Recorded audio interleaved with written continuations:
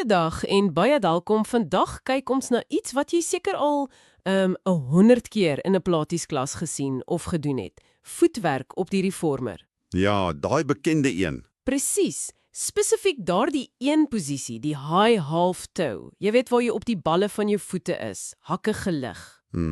Op die oog af lyk dit soos die eenvoudigste opwarmingsoefening, maar jou bronne, 'n diepgaande onderhoud met 'n bewegingskenner, sê dis basies, wel, 'n leuen. Ja, 'n leuen is 'n goeie woord. Hulle noem dit 'n biomeganiese laboratorium, 'n leenverklakker vir jou hele liggaam. So vandag gaan ons so 'n bietjie dieper kyk. Die leidrade volg van die kleinste spiertjies in jou onderbeen tot by die bedrading in jou brein om te sien watter geheime ons voete verklap. Dis presies die regte manier om daarna te kyk. Dink daaraan so, daardie eenvoudige beweging is dis soos 'n ekstraal vir jou bewegingspatrone. 'n Ekstraal. Ek hou daarvan. Die oomblik wat jy jou hakke lig en jou voete op daardie smal staaf plaas, kan jy nêrens wegkruip nie.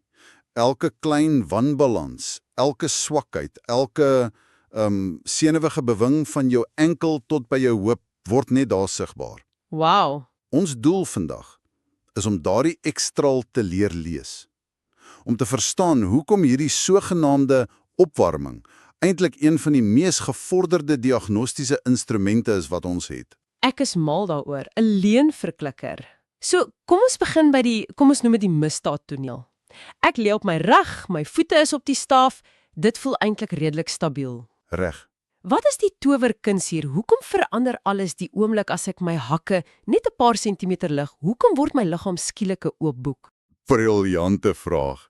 Die touwerkuns lê in wat ons weggeneem het. Sien, wanneer jou hele voet plat is, of selfs net op die bo, rus die bene van jou enkel, die talus en el calcaneus, in 'n baie stabiele, ingeslote posisie. Soos 'n liggerkaartstuk wat pas. Presies. Die gewrig is mekanies gesluit. Jy kan baie staat maak op die passiewe struktuur van jou skelet, maar die oomblik wat jy op die balle van jou voete kom, in daardie hoë plantêre fleksie, Gooi jy alles by die venster uit. jy gooi daardie natuurlike stabiliteit by die venster uit. Ja, die bene is nie meer in hul gemaklike ingeslote posisie nie. So jy skakel die liggaam se ingeboude stabiliteit af. Jy skakel die passiewe stabiliteit af. Jy forceer die liggaam om oor te skakel van 'n, kom ons sê, 'n outomatiese ratkas na 'n handratkas. Okay. Skielik kan die enkel nie meer op die bene staat maak nie. Dis nou heeltemal afhanklik van die spiere, die ligamente en, die belangrikste, die senuweestelsel om stabiliteit aktief te skep. So dit gaan nie meer oor bene nie, dit gaan oor kommunikasie. Presies, die gesprek tussen jou brein en jou spiere. En dis waar die leuns of die waarhede na vore kom. Goed, dit maak sin. Ons forceer die spiere en die brein om te wys wat in hulle steek. Jou bronne duik dan diep in die enkelse argitektuur in. Hulle beklemtoon dis nie net 'n eenvoudige skarnier nie. Glad nie. Hy noem twee spesifieke gewrigte, die talocrurale en die subtalere. Dit klink tegnies, maar ek het 'n gevoel die verskil is die sleutel tot alles. Dis absoluut die sleutel. Dink aan jou enkel. Wel, dink aan dit soos 'n vragtendwaas se sleepwakokkeling. Die talocrurale gewrig is die groot sterk pin wat die sleepwa vorentoe en agtertoe laat kantel. Dis jou hoofbeweging as jy gas gee of rem, die op en af van die voet, dorsale en plantêre fleksie. Die groot, ooglopende beweging. Ja, dis een wat jy gebruik om op jou tone te staan om iets van 'n hoër raklof te haal. Goed, die hoofskarnier, maklik genoeg. Wat doen die ander een dan? Die subtalere. Nou, die subtalere gewrig sit reg daaronder. En dis die fynverstelling. Dis die meganisme wat keer dat die vrag omswaai as die trokke skerp draai maak. Of oor 'n ongelyke pad ry. Juis.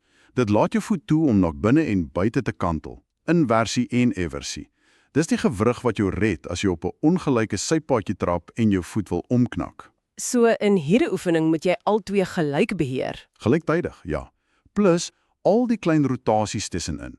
Jy het albei nodig vir 'n gladde, beheerde rit. Een vir die snelweg, die ander vir die rowwe plaaspad. Ek verstaan. So as die gewrigte self kwesbaar is, moet iets anders die fort hou. En hier raak jou bronne amper poëties oor twee spiere. Die stille helde van die onderbeen.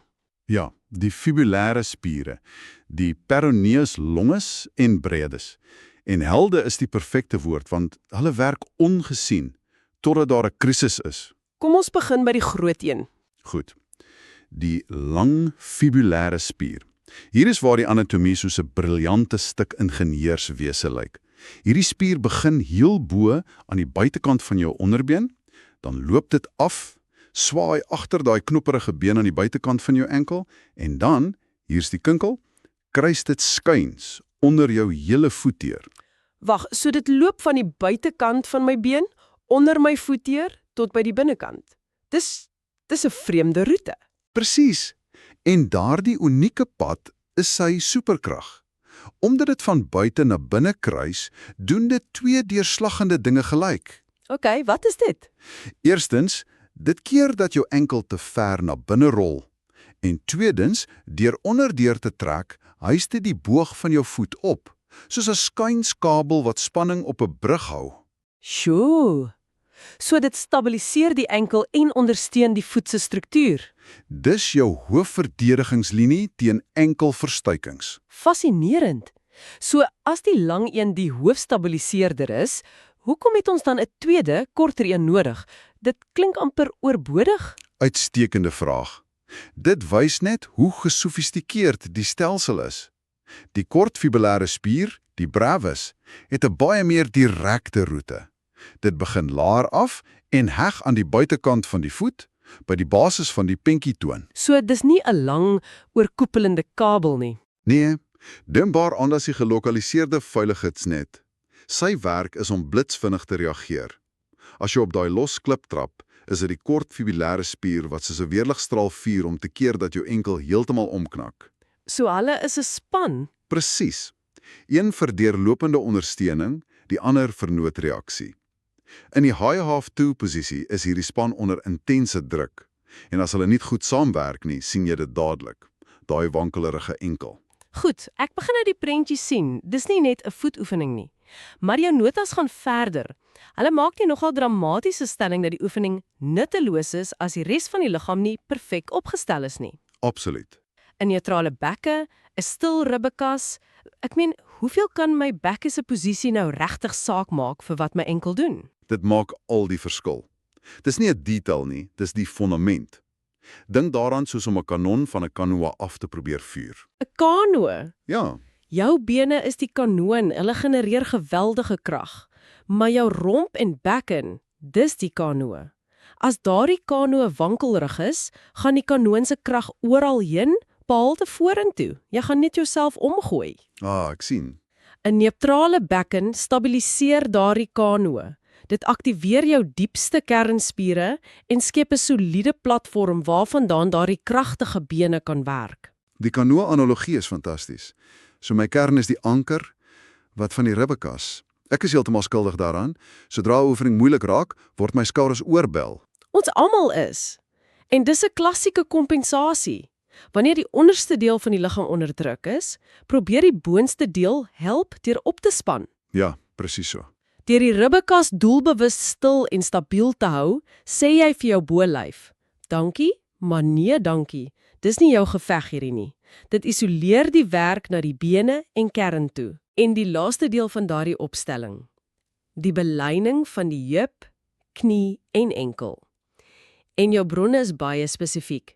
Jy moenie die knie sluit nie. Ja, en dit is krities.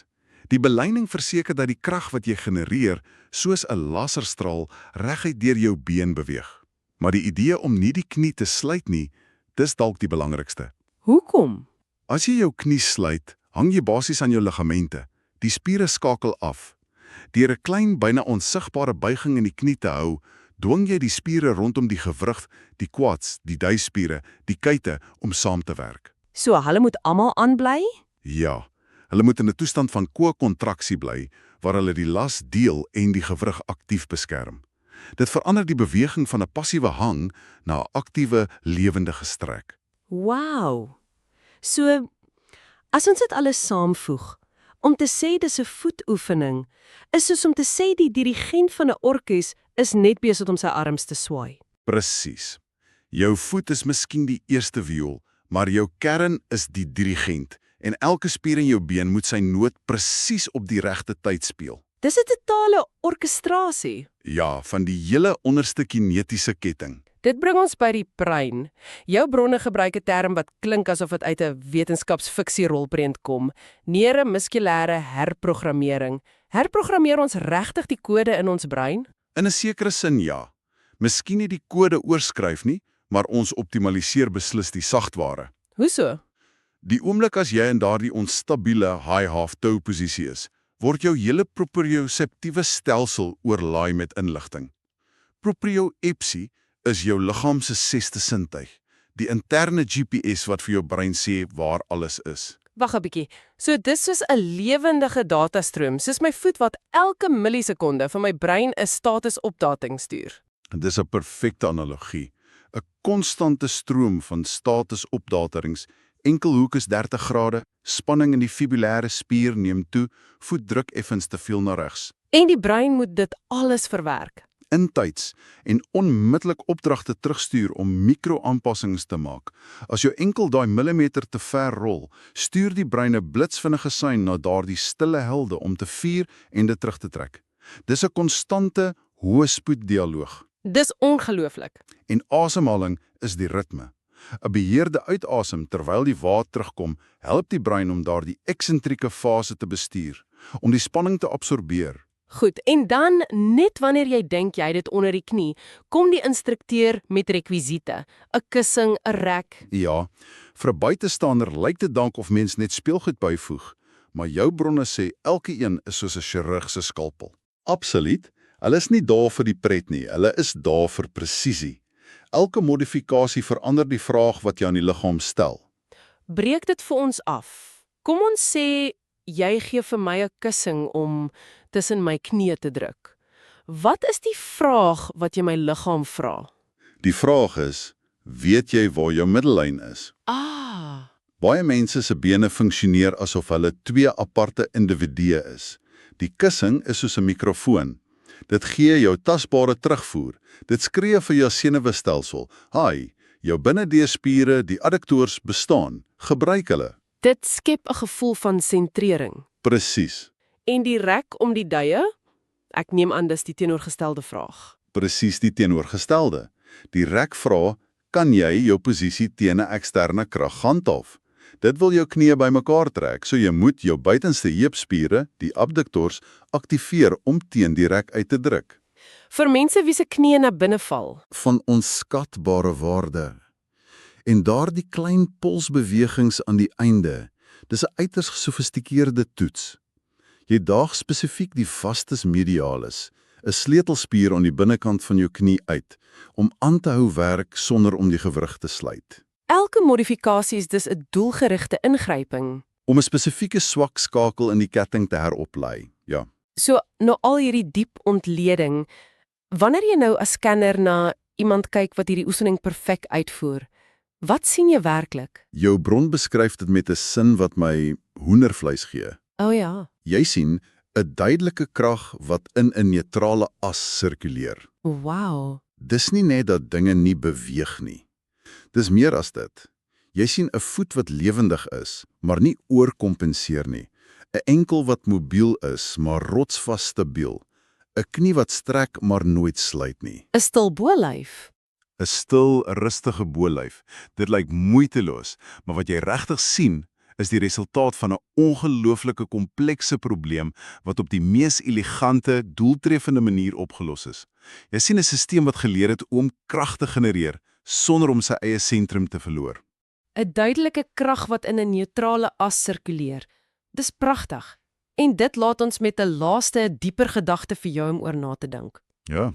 Jou bron eindig met 'n vraag wat veel verder gaan as die oefenmat. En ons kan dit hier vir jou los. Dit bring 'n belangrike vraag na vore. Wat is dit? Hoe kan die bemeestering van iets so fundamenteel soos die stabiliteit van jou voete, die letterlike fondasie waarop jy elke dag staan, jou dieper beïnvloed?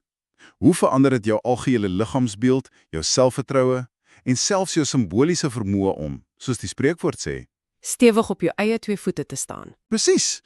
Hierdie is nie net 'n gesprek tussen spiere en bene nie. Dis 'n gesprek tussen anatomie, meganika en jou diepste neurologiese sin van self.